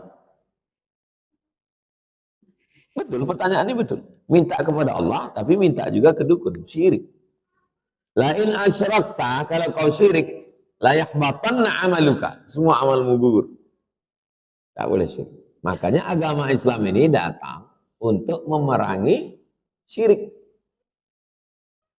Apakah Abu Jahal, Abu Lahab itu tidak tahu Allah? Tahu dia tentang Allah. Bedanya apa? Dia masih menyembah selain Allah. minta ke Lata, minta ke Uzza. Jadi kalau ada orang sekarang sholat juga, tapi minta dia ke pokok kayu, minta dia ke penunggu hutan, minta ke setan, minta ke penunggu laut, syirik. Karena ada kuasa selain Allah, sedangkan kita la ilaha illallah, lahul mulku wa lahul hamdu yuhyi wa yumit wa huwa ala kulli syai'in qadir. Apa pula kita minta? Minta kepada setan. Setan, tolong jangan ganggu kami ya setan. Nah, berarti kita minta kepada setan. Kalau kita tak pernah minta sama setan, kita mintanya sama Allah. A'udzu billah minasyaitan. Tak ada komunikasi kita dengan setan, tak pernah kita minta. Setan, ini ku kasih kau kepala ayam, jangan ganggu kami ya. Kambing lah kata setan. Mintanya sama Allah. Iya karena abudu, iya karena saya. Jangan minta kepada makhluk.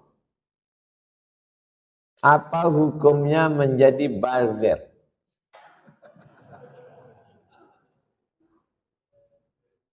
Bazir digaji, waktu ditangkap ada yang 3 juta, ada yang 5 juta, buat akun palsu, fake account. Semua yang menyerang saya itu kalau ditengok akunnya, pas dicek, follower, no. Posting, no. Akun baru. Memang digaji untuk itu, untuk menyerang-nyerang ustaz. Lain posting kita, lain serang.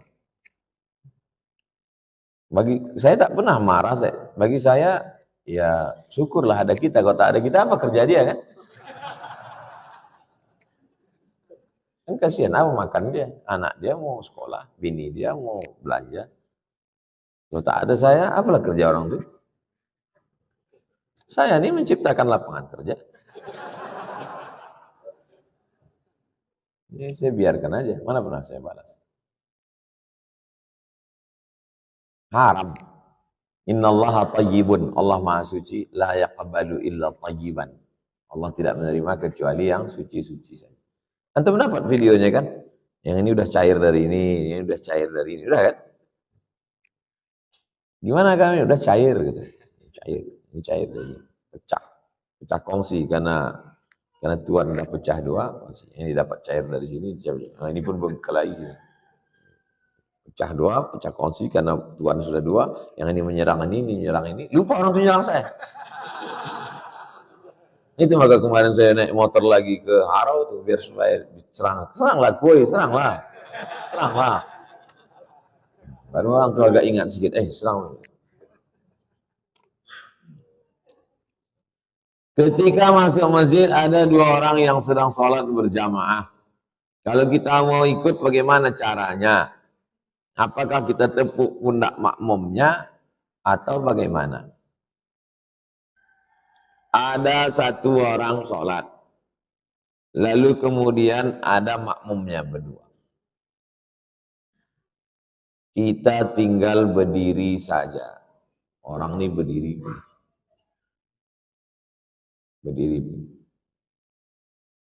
Minta tolong berdiri. Itu menjadi imam. Terus kalau berdua laki-laki kan makmumnya di samping.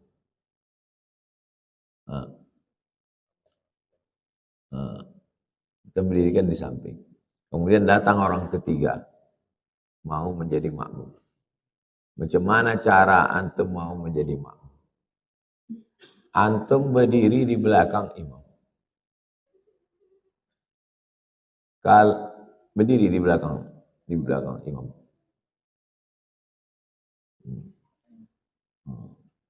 Antum kasih tahu sama makmum di belakang, biar mundur dia ke belakang. Mundur antum ke belakang. Salat berjamaah.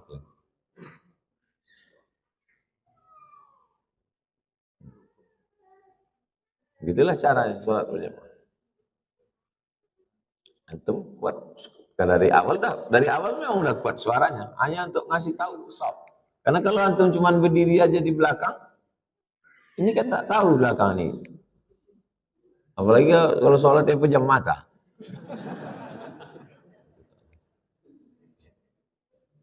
Begitulah dulu, kalau nampak nanti orang sholat.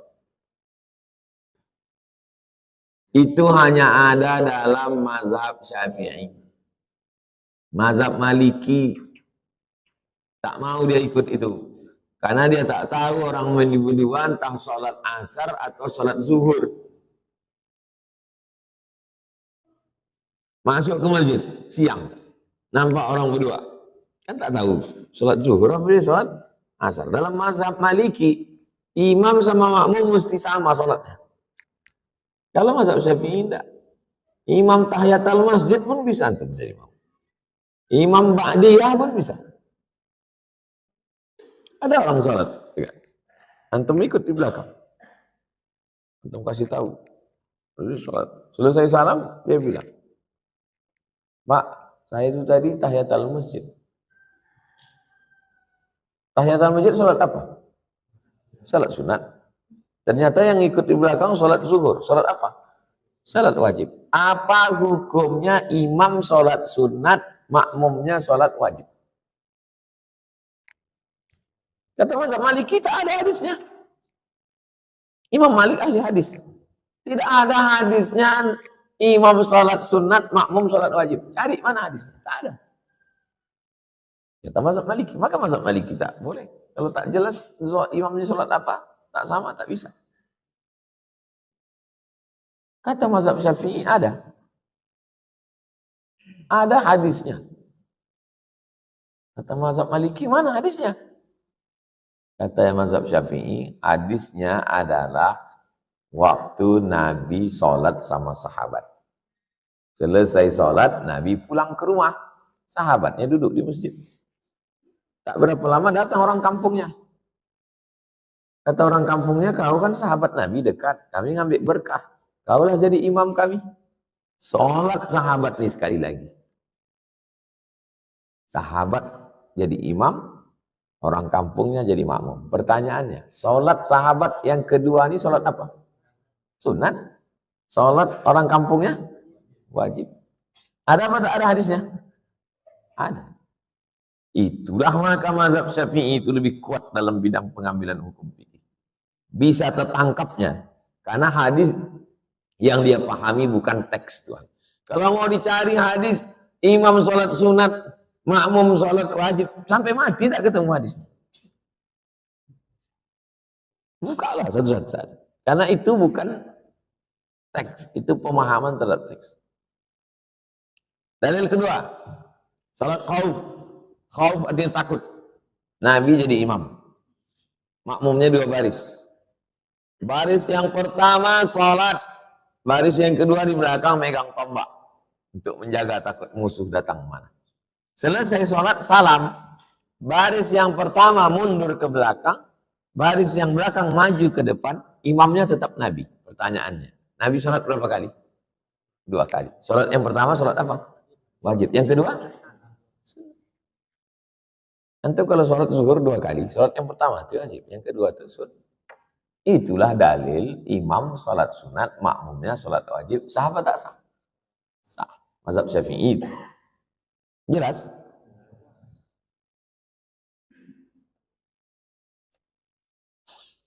Misalnya ada yang menjamin saya modal 10 juta. Kemudian bagi yang kasih modal itu per bulan 300.000. Selama setahun untungnya bagi yang pinjamkan modal 3.600.000. Tambah modal yang dia kasih 10 juta. Jadi 13.600.000. Apakah itu berdosa?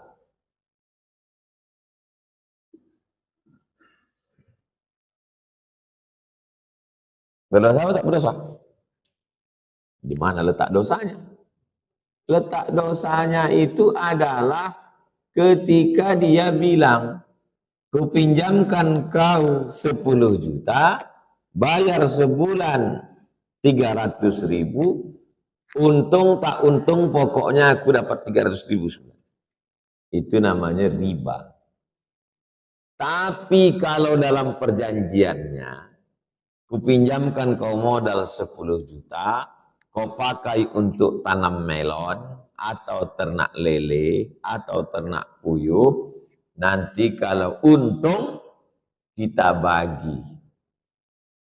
Kalau rugi, kita tanggung bersama.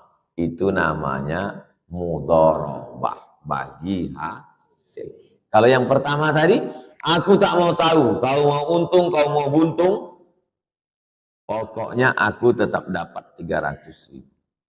Jadi di mana letak ekonomi syariah bedanya dengan konvensional? Akhlak. Antum kalau punya duit 10.000, 10 juta, duit itu jangan antum simpan. Antum investasikan. Antum pensiun, dapat duit 100 juta. Antum letakkan di bank. Bank konvensional. Untung tak untung, rugi tak rugi, pokoknya tiap bulan antum dapat bunga 1 juta. Beda kalau duit itu antum mudharabah, antum bagi hasil. Pertama, membuka lapangan kerja.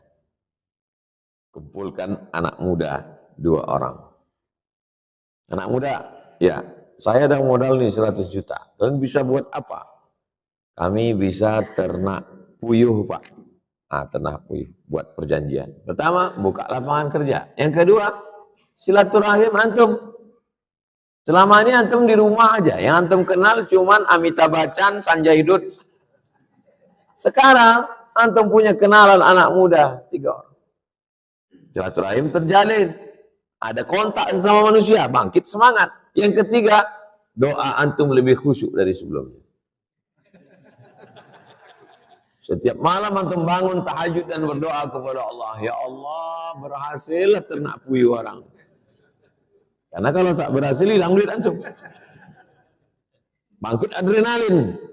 Yang keempat, setiap antum jumpa orang, jumpa pakar pertanian dari IPB, jumpa dokter dari Papertapet, Fakultas Pertanian dan Peternakan. Antum tanya, Bapak dari Papertapet? Iya. Tahu ilmu tentang ternak? Tahu. Antum linkkan dengan anak muda. Assalamualaikum anak muda, ya bisa datang sebentar? Mau ku kenalkan kalian sama pakar Papertapet ini tentang ternak puyuh. Tersambung silatu. Itulah makna ekonomi syariah. Kalau ekonomi konvensional, aku kasih kau 10, aku tak mau tahu. Pokoknya aku dapat transferan 300 sebulan. Itulah riba. Tertangkap antum di mana letak bagusnya ekonomi syariah? Pada akhlak.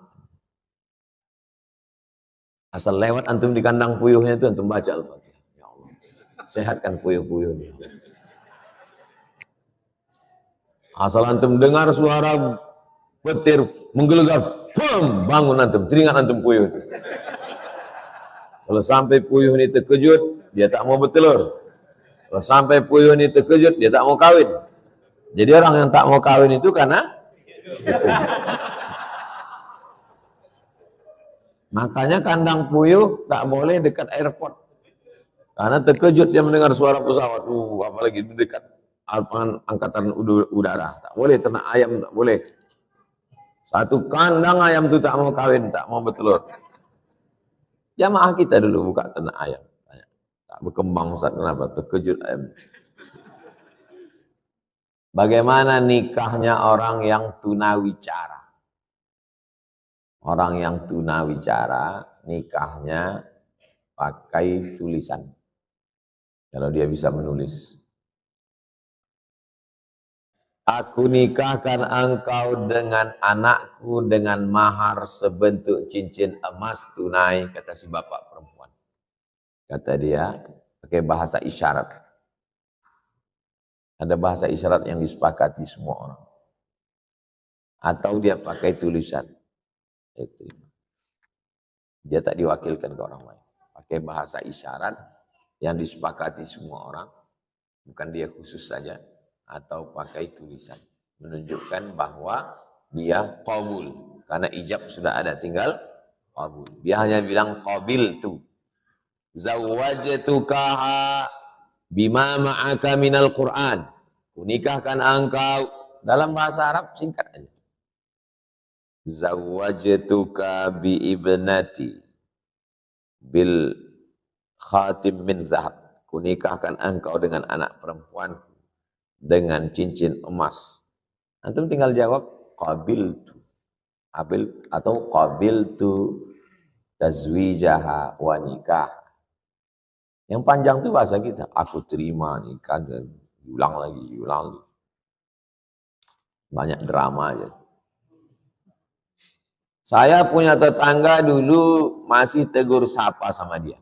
Ternyata dia sering ngomongin kami sama tetangga yang lain. Dengan omongan yang tidak enak. Merendahkan, menjelekkan. Setelah dia bertengkar dengan tetangga sebelah, maka terbongkarlah perangainya. Setelah saya tahu perbuatannya, saya tak menegur sapa dia lagi. Dan sikap saya ini salah, Pak Ustadz. Kalau putus silaturahim, tak ada amar ma'ruf nahi mungkar. Kalau putus silaturahim, putus hubungan dengan Allah. Kalau putus silaturahim, rahmat tak turun. Tak boleh putus silaturahim. Lalu kalau kita digitukan orang, kita hanya menjaga jarak, tapi putus.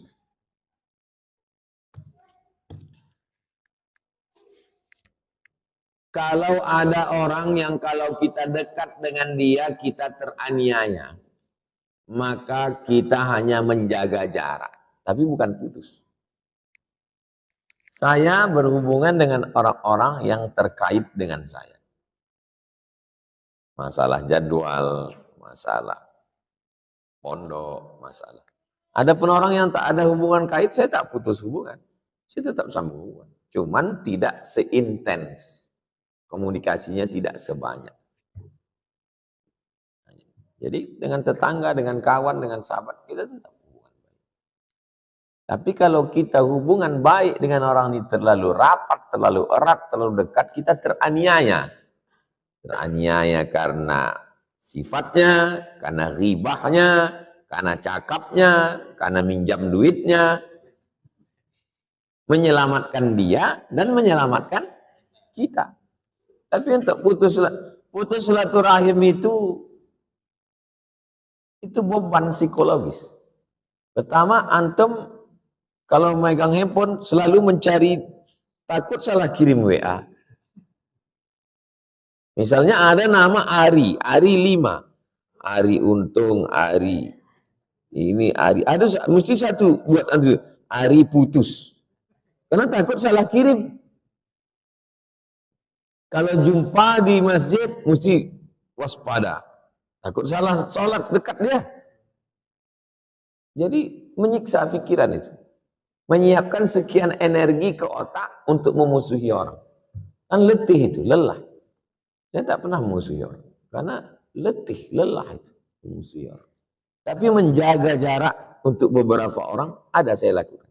Karena kalau terlalu dekat, dia teraniaya, atau saya akan teraniaya. Kita jaga. Tapi untuk putus tak boleh. Apalagi sampai mau ngamuk. Mengamuk itu berapa urat saraf antum putus? Ngamuk, emosi, keluar sumpah serapah, caci maki.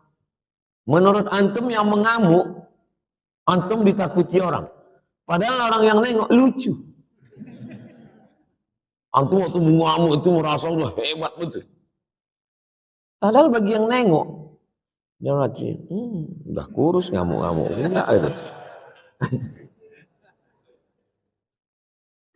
Apalagi orang yang mengamuk depan orang banyak. Depan orang ramai itu, mengamuk. Dia mau menunjukkan dia hebat. Kalau mengamuk berdua,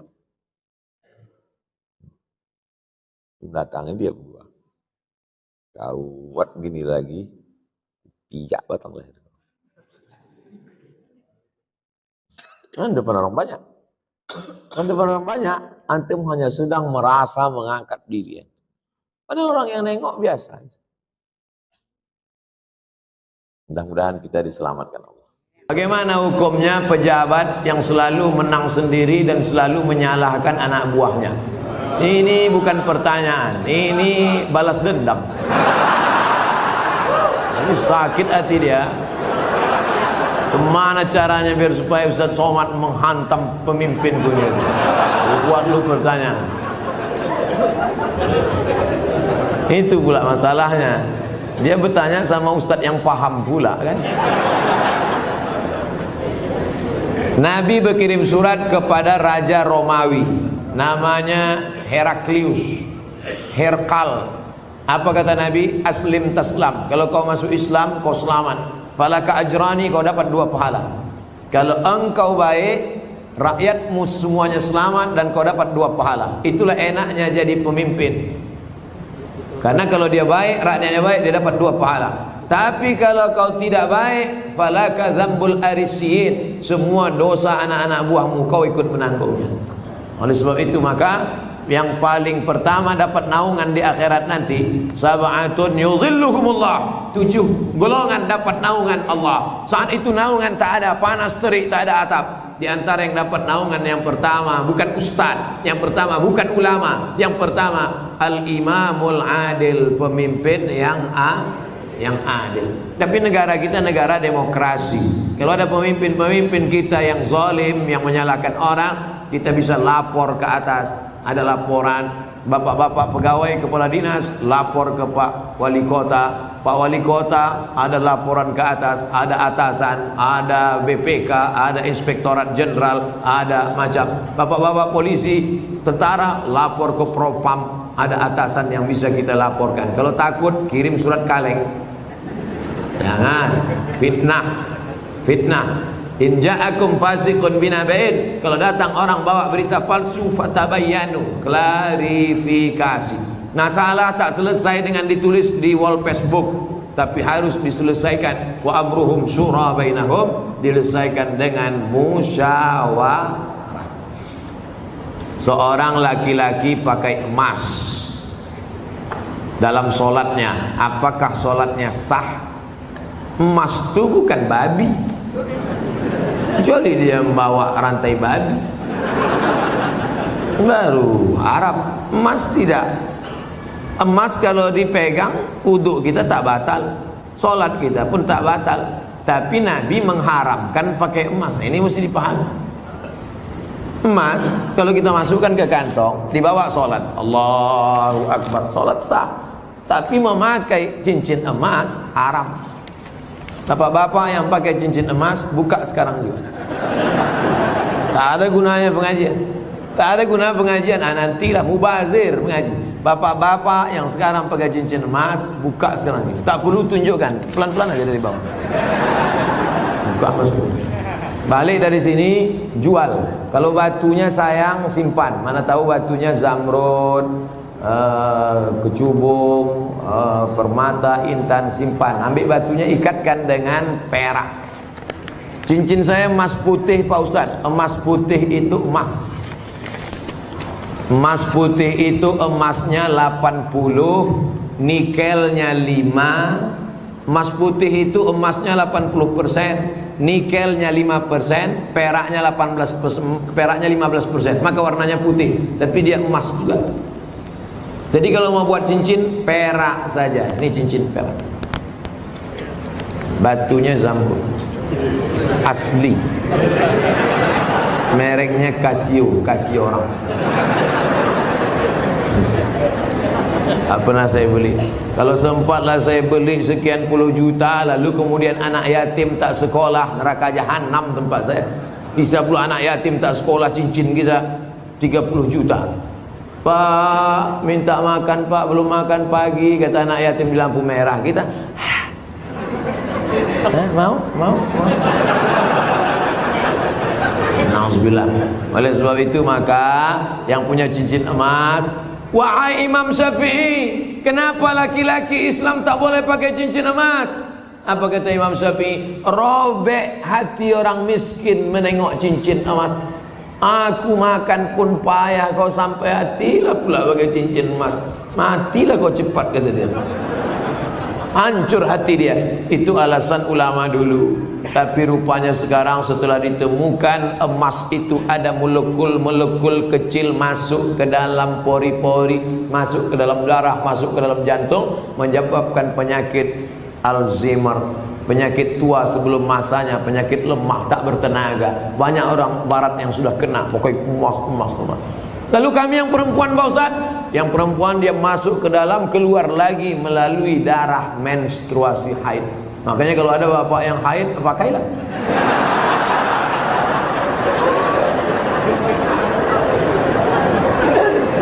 Saya selalu ketiduran tak dapat sholat subuh. Orang yang tak sholat subuh karena ketiduran ada hadisnya. Man nama, siapa yang tidur walam yusalli, sampai tak sembahyang subuh, balas syaitanu fi uzuni, setan kencing di telinganya. Yang tadi tak sembahyang subuh, itu tertulis di sini, toilet setan. Makanya ceramah ini harus terus diamalkan. Balik dari sini, pergi ke toko jam di Tanjung Pinang, cari dia. Mbak, apa jam yang paling mantap di sini? Nah, ini satu. Tanya dia, ada tak jam yang bisa menyipak? Asal jam 5 menyipak dia, kelempang. Sampai bangun subuh.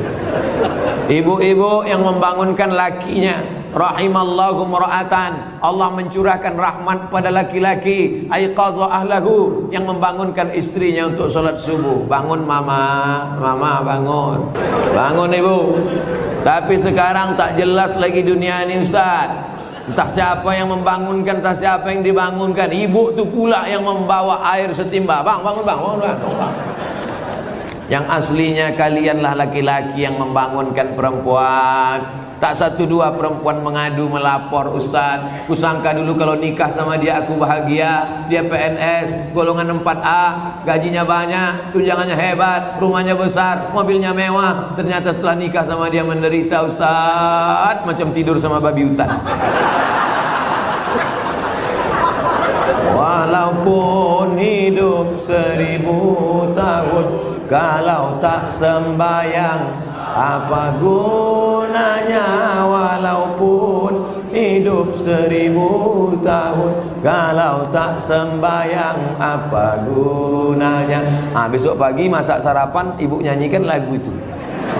Walaupun hidup 1000 tahun, sambil ngacau teh. Walaupun hidup.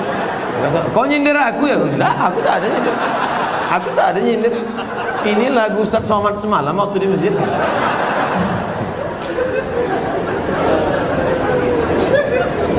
Ustaz, apa sah laki-laki sholat di rumah tapi tak di masjid? Laki-laki sholat di rumah, laki-laki solehah. Laki-laki sholat di masjid. Ini masjid kota Tanjung Pinang dibangun tapi tidak sesuai lagi dengan kota. Tidak sempat lagi bisa dilebarkan. Parkir sudah sulit, masyarakat sudah tertampung lagi. Makanya mesti dibangun nanti di lokasi yang baru, masjid yang lebih besar lagi. Amin. Yang ini tetap ramai, yang sana tetap ramai. Tengoklah, tak muat lagi orang sholat.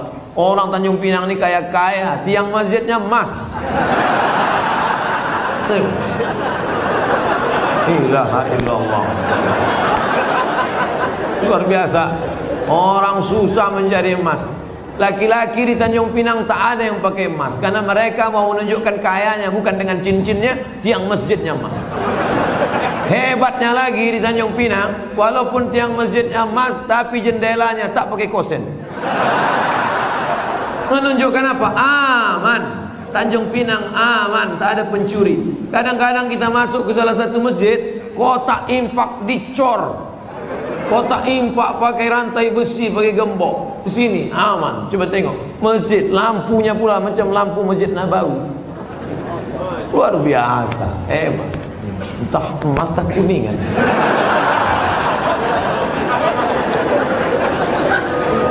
Apa maksud saya? Nikmat yang sudah besar ini maka dibalas dengan sholat berjamaah. Tapi rasanya mengajak orang Tanjung Pinang sholat berjamaah mubazir. Karena sholat berjamaah di Tanjung Pinang, coba tengok, melimpah ruah sampai tak muat keluar-luar. Tengok, itu yang di luar-luar yang berdiri itu juga dapat pahala sholat berjamaah. Kalau sholat, tidak sholat mana mau dapat? Layan tayanna, mereka yang tak datang ke masjid, jangan ulangi lagi. Yang sholat di kantor, yang sholat di rumah, yang sholat di kamar, jangan ulangi lagi, kata Nabi. Kalau kalian tetap sholat di rumah, la uharriqanna alaihim buyutahum, ku bakar rumah mereka. Nabi yang bilang, kalau kalian sholat di rumah, ku bakar rumah mereka.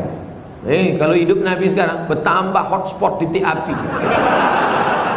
Saking banyaknya rumah yang dibakar Nabi, berasap lagi. Ustaz janganlah sebut-sebut asap. Asap Tanjung Pinang ini kan dari kampung Ustaz juga. Saya tahu, ku tahu apa yang ada dalam hati. Sebelumnya dari malam saya niat sholat subuh, tapi saya bangunnya jam 6 pagi waktu setempat. Apakah masih boleh sholat? Ini bukan menanya, menawar ya.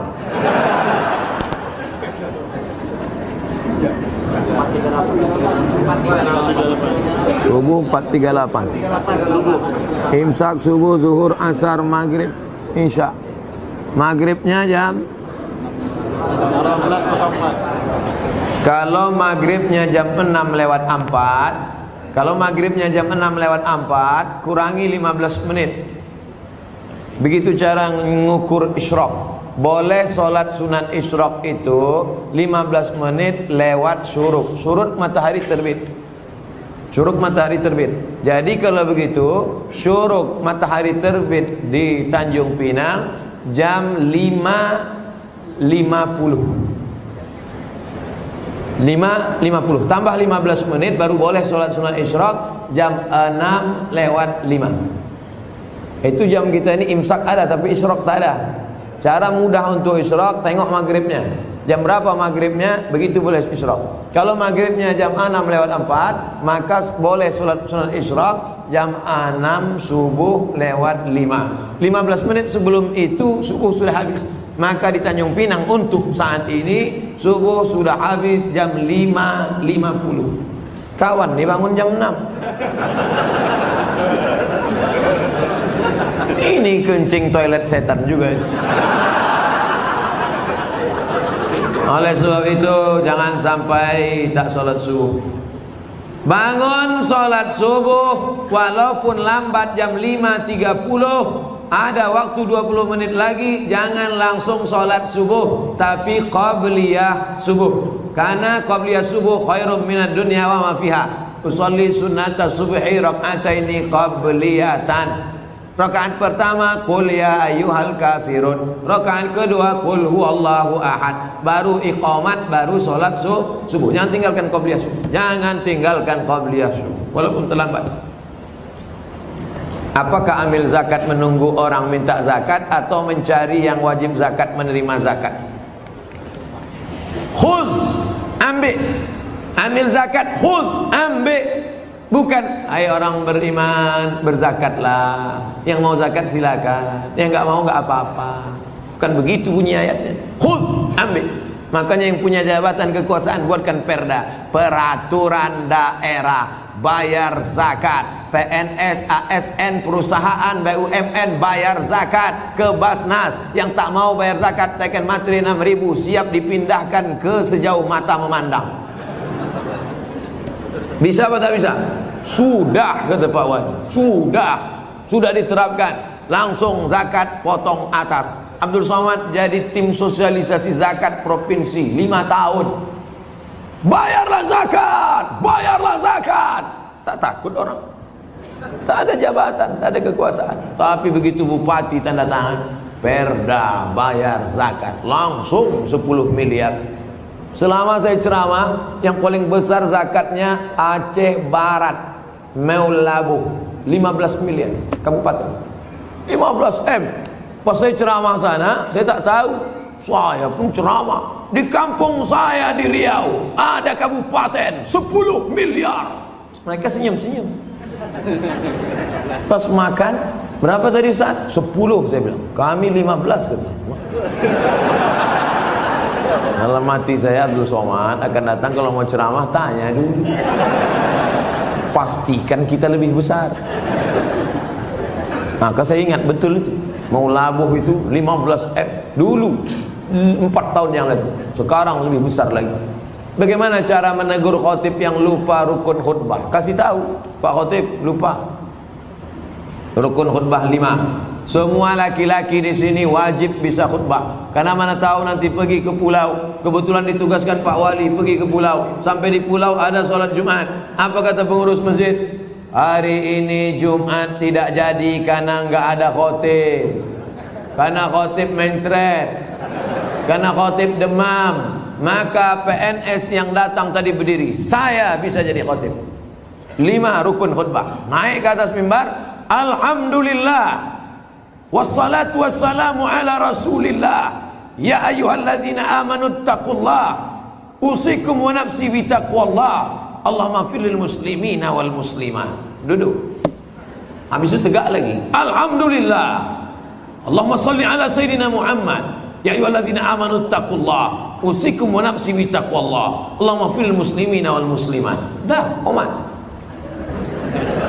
Rukun khutbah cuma 5. Alhamdulillah, salawat, ayat, wasiat takwa, doa. Alhamdulillah, salawat, ayat, wasiat takwa, doa. Selesai sholat, bapak dari mana? PNS Tanjung Pinang. Kok pendek kali rukunnya? Aku masih syukur bisa, kau tak bisa lagi.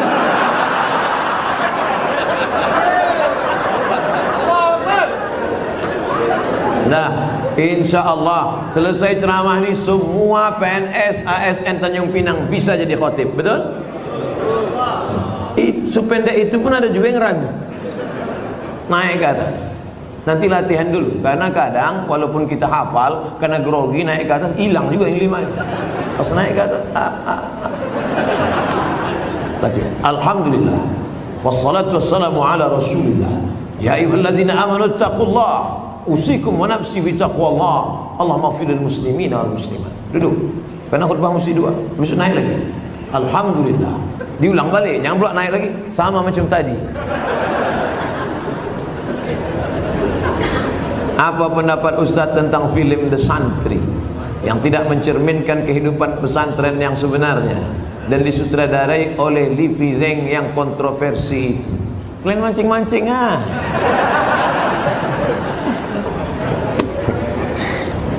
Udah banyak komentar udah. Ikuti aja yang udah ada tuh. Saya yang beban lama aja belum selesai lagi.